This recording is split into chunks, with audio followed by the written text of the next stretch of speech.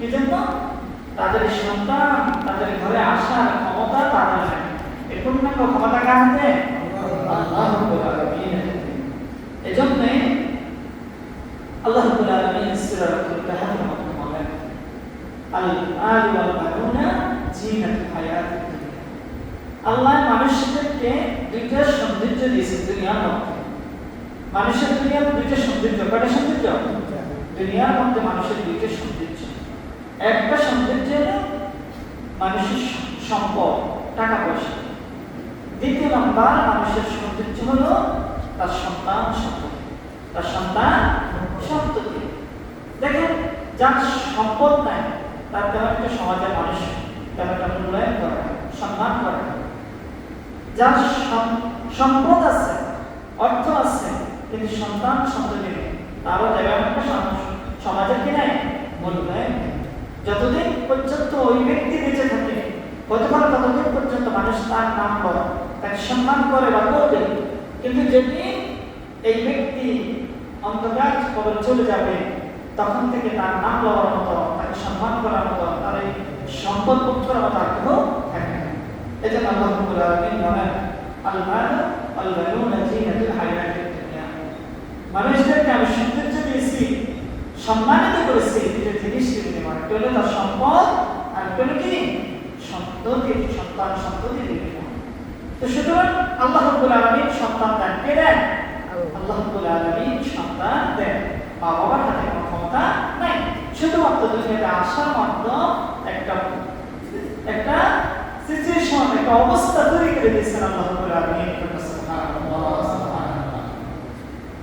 এজন্য আল্লাহ রাব্বুল আলামিন কোরআন কারীম সূরাতুল বাকারার মধ্যে বলেন, সুম্মা ইউমীতুকুম সুম্মা ইউহয়ীকুম সুম্মা ইলাইহি তুরজাউন।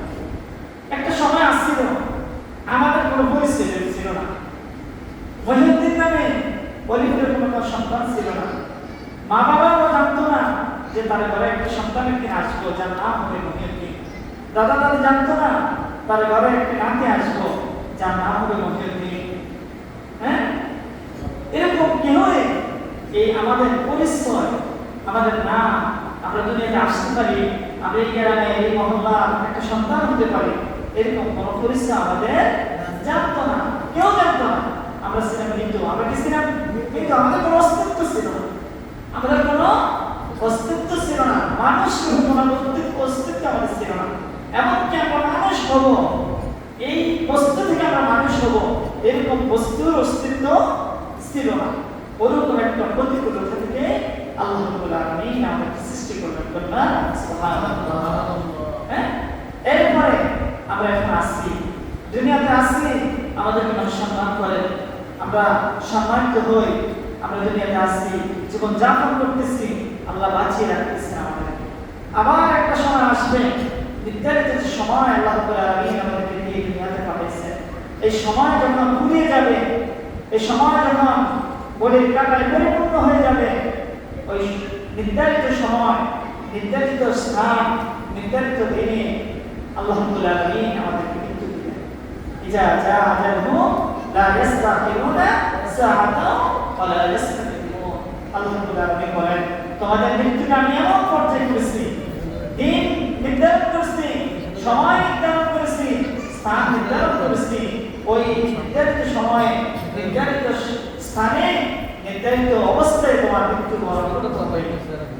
এজন্য আল্লাহ রাব্বুল আলামিন এখানে বলতেছেন কি, যা ইয়াহদাহুম লা ইস্তাখিরুনা সাআতাও ওয়া লা ইস্তাকদিমুন। তাহলে আমাদের প্রভু কত শক্তিমান, কত মহান, তিনি কত ক্ষমতার অধিকারী, কত সম্মানের অধিকারী, যে আল্লাহ রাব্বুল আলামিন আমাদেরকে একটা অস্তিত্ববিহীন, পরিচয়বিহীন বস্তু থেকে আমাদেরকে সৃষ্টি করলেন। এরপরে বাঁচিয়ে রাখতেছেন, খাওয়াইতেছেন, পড়াইতেছেন। আবার একটা সময় আসবে আল্লাহ রাব্বুল আলামিন আমাদেরকে ডাক দিলেন, তার নিকট আমাদেরকে উপস্থিত হতে হবে। সুবহানাল্লাহ, সুবহানাল্লাহ।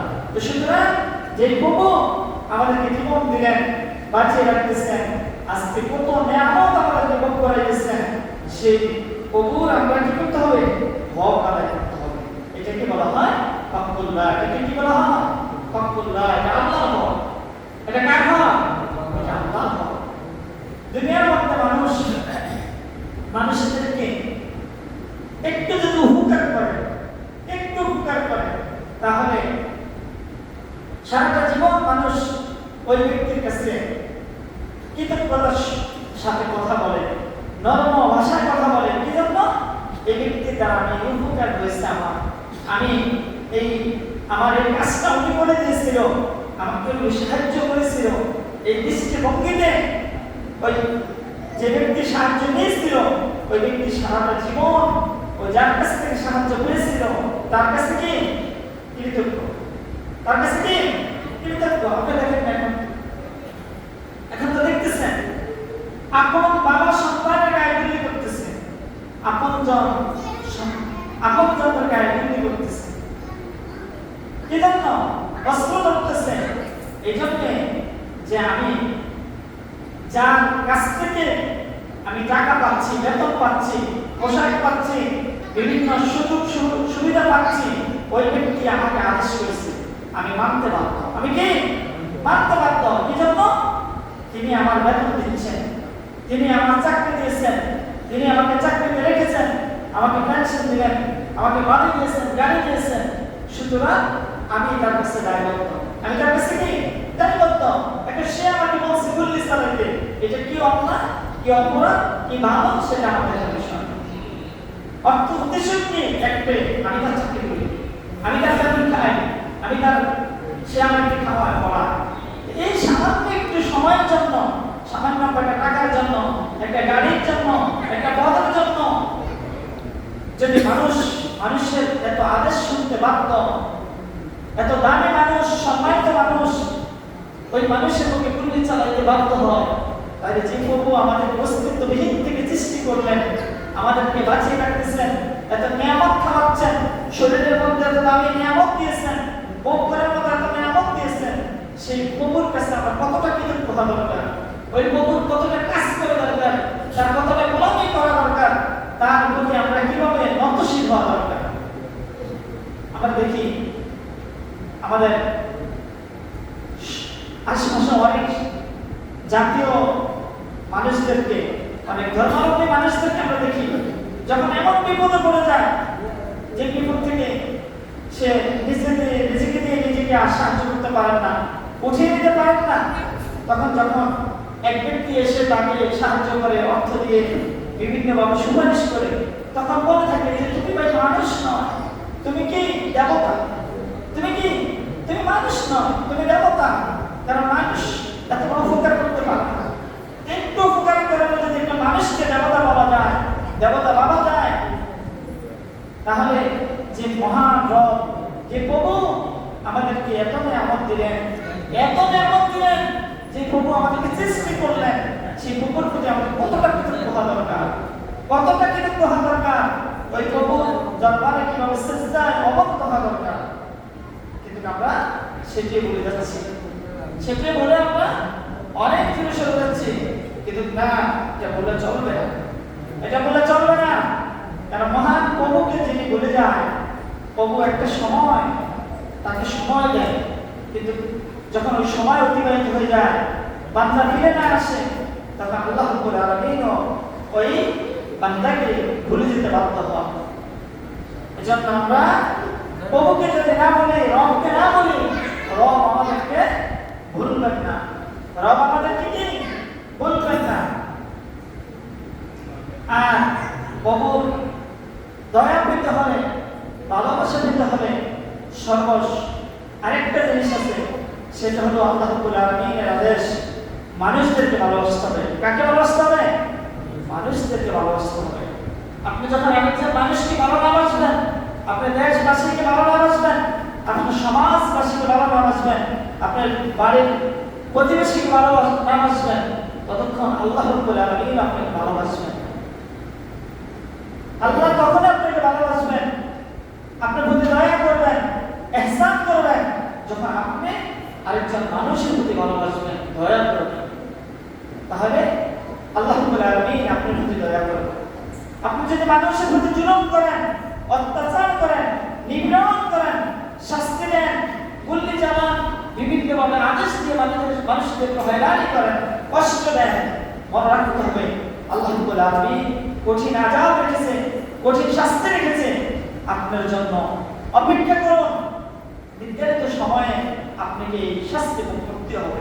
এই শাস্তি কি করতে হবে? ভোগ করতে হবে। এজন্য আল্লাহ রাব্বুল আলামিন সতর্কতার সহিত একটি কথা বলেছেন কোরআনুল কারীমে, কুল সিরু ফিল আরদ ফানজুর কাইফা কানা আকিবাতুল মুকাজ্জিবিন। ওই স্বৈরাচাররা, ও ক্ষমতাবানরা, ওই পাওয়ারফুল ব্যক্তিরা, তোমরা একটু চহল করো, একটু ভ্রমণ করো, একটু দেশে দেশে যাও, দেশের বিভিন্ন অঙ্গরাজ্যে যাও, গিয়ে দেখো তোমাদের পূর্বে যারা এরকম তোমাদের মতো ক্ষমতায় ছিল, তোমাদের মতো মৃত্যুশালী ছিল, তোমাদের মতো পাওয়ারে ছিল, তারাও যখন তোমার প্রভুর সাথে প্রভুর শব্দের অস্বীকার করেছিল, মানুষের প্রতি দয়া করে না, মানুষের প্রতি বিভিন্ন লাঞ্ছনা কষ্ট শাস্তি দিয়েছিল, তোমাদের প্রভু তাদেরকে কি শাস্তি দিয়েছিল তোমরা একটু দেখো, তাহলে তোমরা সেখান থেকে শিক্ষা গ্রহণ করতে পারবা। আর যদি তোমরা ওখান থেকে শিক্ষা গ্রহণ না করতে পারো, তোমরা দেখো ওই হামান, ওই সাদ্দাত, ওই ফিরআউন কে তোমার রব যেরকম শাস্তি দিয়েছিল, এরকম শাস্তি তোমার জন্য নির্ধারিত রয়েছে। এজন্য আমাদেরকে হুঁশিয়ার করে আল্লাহ রাব্বুল আলামিন বলছেন, তুমি যদি তোমার প্রভুর কাছ থেকে বাঁচতে হয়, প্রভুর দয়াভূত হয়, প্রভুর হক আদায় করতে হয়, তাহলে মানুষের প্রতি কি করো? দয়া করো। মানুষের প্রতি দয়া করো, মানুষকে ভালোবাসতে শিখো, মানুষের জানের নিরাপত্তা দাও, মালের নিরাপত্তা দাও, জীবনের নিরাপত্তা দাও, স্বাভাবিক মৃত্যুর নিরাপত্তা দাও, তাহলে তোমার প্রভু তোমার প্রতি দয়া করবে, তুমিও তোমার প্রভুর সান্নিধ্য অর্জন করতে পারবা। সুবহানাল্লাহ। এজন্য আল্লাহ রাব্বুল আলামিনের হক আমাদেরকে প্রথমত আদায় করতে হবে। আর হক আদায় করতে হলে এই দিকগুলা আমাদেরকে অবশ্যই লক্ষ্য রাখতে হবে। যেমন আপনার ইমাম মুহাম্মদ ইবনে সৌদ ইসলামী বিশ্ববিদ্যালয় রিয়াদ কর্তৃক অনুষদ আল কাসিম সাহেব অধ্যাপক মুহাম্মদ ইবনে সালেহ আল হুসাইন ফাকুল্লাহ তিনি আল্লাহর হক ব্যাপারে 9টি কথা লিখেছেন। কয়টা কথা লিখেছিলেন? যে বাইতুল্লাহ ইমাম এবং মদিনা ইউনিভার্সিটি যিনি মানুষের অধিকার এবং ইসলামী শাসন ব্যবস্থার অধ্যাপক যিনি, তিনি এই আল্লাহর হক ব্যাপারে 9টি কথা লিখেছেন, যে কথাটা আমাদের রাষ্ট্রীয়ভাবেও গ্রহণ করেছে। আমাদের একদম বাংলাদেশ গভর্নমেন্ট পর্যন্ত গ্রহণ করতে বাধ্য হয়েছিল। এখানে তিনি 9টি কথা লিখেছিলেন। 1 নম্বরে তিনি লিখেছিলেন যে প্রথমত রাসূলের অধিকার, দ্বিতীয়ত পিতা মাতার অধিকার, তৃতীয়ত সন্তানের অধিকার, চতুর্থ স্বামী স্ত্রীর অধিকার, আত্মীয় স্বজনের অধিকার, ষষ্ঠত শাসন ও শাসিতের অধিকার, সপ্তমে প্রতিবেশীর অধিকার, অষ্টমে সাধারণ মুসলমানদের অধিকার, নবমে মুসলিমদের অধিকার। এই 9টি কথা ইমাম আস-সৌদ ইসলামী বিশ্ববিদ্যালয় রিয়াদ কর্তৃক স্থাপন হয়েছিল। তাই এখানে কি দেখলাম আমরা? যে এই 9টি হক যদি আপনি আদায় করেন, এই 9টি বিষয়ের প্রতি আপনি গুরুত্ব দেন, তাহলে আপনি আল্লাহ রাব্বুল আলামিনের সান্নিধ্য অর্জন করতে পারবেন, আল্লাহর দয়া অর্জন করতে পারবেন এবং আল্লাহর হক আপনি পরিপূর্ণ আদায় করবেন। সুবহানাল্লাহ, সুবহানাল্লাহ। এই 9টি কথা, এই 9টি বিষয় যদি আপনার মাঝে আমার মাঝে না থাকে, তাহলে আমরা আল্লাহ সান্নিধ্য অর্জন করতে পারবো না। কেননা আমরা এই মানুষগুলিকে ভালোবাসতে পারলাম না, এই মানুষের ভালোবাসা অর্জন করতে পারলাম না, তো আল্লাহর ভালোবাসা অর্জন করতে পারলাম না। সুতরাং আমাদেরকে আল্লাহর হকের প্রতি গুরুত্ব দিতে হবে। শুরুতে কার হকের প্রতি গুরুত্ব দিতে হবে? আল্লাহর হকের প্রতি গুরুত্ব দিতে হবে। এই জন্য যে আল্লাহ রাব্বুল আলামিন আমাদের কি করলেন?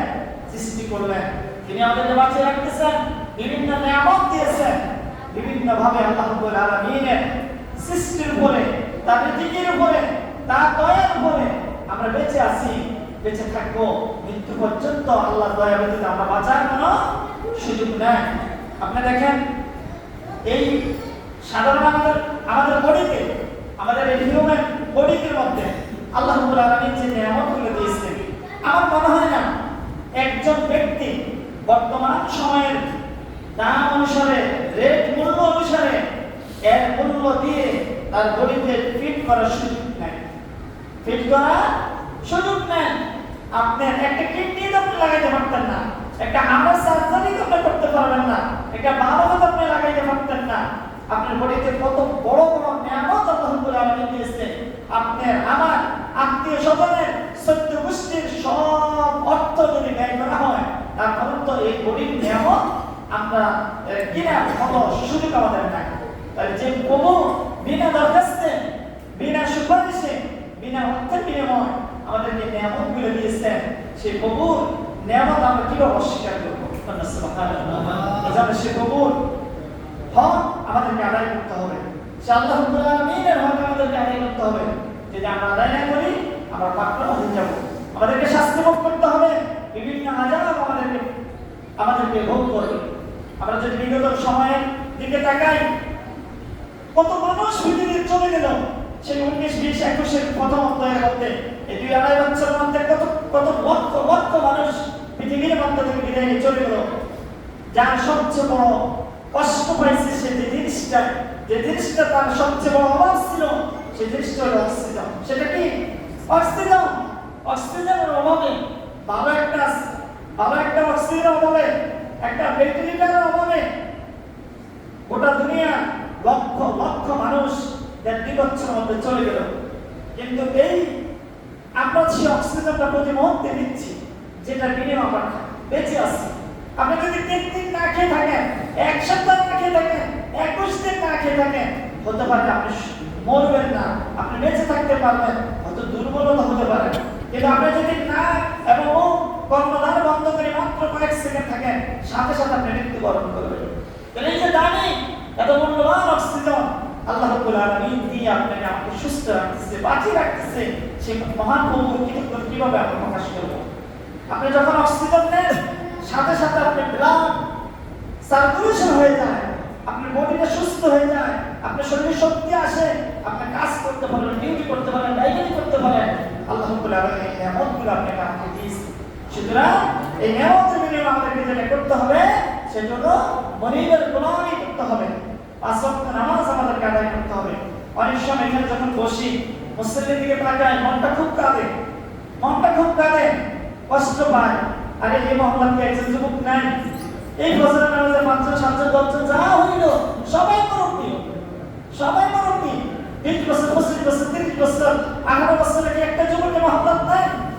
এই ফজরের নামাজে আসার মতো, এই জোহরের নামাজে আসার মতো, আসরের নামাজে আসার মতো, এশার নামাজে আসার মতো এই মহল্লার মধ্যে যদি গণনা করা হয় 50-60 জন যুবক পাওয়া যাবে, তরুণ তরুণের যুবক। অথচ আমরা তাদেরকে একজন পাই না। কি ভাই, ও ভাই দোস্ত, তোমাকে কি আপনি নিয়ামতগুলো দেয়নি? তুমি কার নিয়ামতে বেঁচে আছো? কে তোমাকে বাঁচিয়ে রাখতেছে? কে তোমাকে খাওয়াইছে? কে তোমাকে দুনিয়াতে পাঠাইছে? কার নিকট ভাই তুমি যেতে হবে, তোমাকে বুঝতে হবে, জবাবদিহি করতে হবে। একবার চিন্তা করবা না? আরে ভাই, ফজর নামাজ পড়তে বয়স কি পরিমাণ সময় তোমার ঘুমিয়ে থাকতে হবে, নামাজ শেষ করে আবার ঘুমিয়ে পড়ো, সেই 9টা-10টা তোমার ক্লাস, 9টা-10টা তোমার ডিউটি, ওই সময় আবার যাইতে পারবা, 1-1.5 ঘুমাও না। এই আধা ঘন্টা 20 মিনিট 25 মিনিটের ঘুমের মায়া তুমি উঠতে পারবা না, এই মোবাইলের মায়া দোকানতে করতে পারবা না, এসব নামাজটা জানাতে পারবা না, এই খেলার মায়া তুমি জোহরের নামাজে আসতে পারবা না। অথচ তোমার মনে তোমার রব তোমাকে প্রতি মুহূর্তে রাখতেছে। ওরে বান্দা, তোমাকে কত নিয়ামত দিলাম, এই বান্দা তোকে কেউ চিনতো না, জানতো না, শুনতো না, বুঝতো না। আমি তোমার মনে তোমার রব তোমাকে বাঁচাইলাম, জীবন দিলাম, দুনিয়াতে এত নিয়ামত দিলাম, অথচ আমার কৃতজ্ঞতা হিসেবে একটা সিজদা করতে পারলা না, জামাতে অংশগ্রহণ করতে পারলা না, মসজিদে যেতে পারলা না। আল্লাহ রাব্বুল আলামিন আমাদেরকে মনিবের গোলামি করার মতো তৌফিক দান করুন।